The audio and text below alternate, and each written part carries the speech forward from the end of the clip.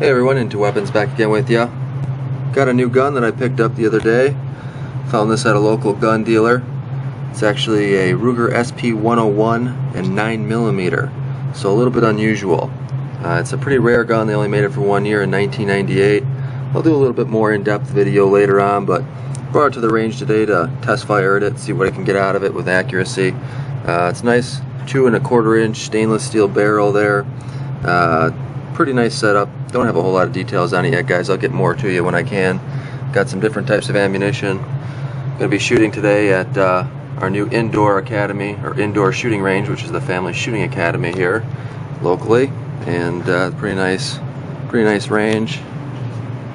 Got the different things to do, so we'll go ahead and set it up and see what we can do. We got a 10 yards.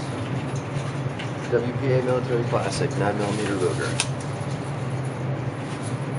I'm going to go single action.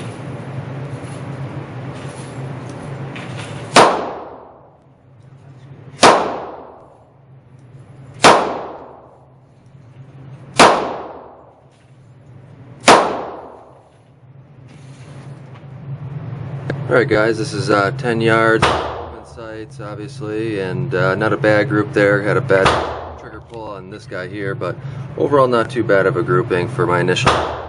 I did notice that without the moon clips, being it's a 9mm, doesn't have a cartridge obviously. Without the moon clips that normally would be able to speed load in here and hold that round, it's very difficult to extract because the extractor only extracts with the moon clips. So I had to push them out. Being these are steel cases, I think that they expanded more than the brass, so I'm going to switch over to the brass and see if they come out a little easier without those moon clips extracting.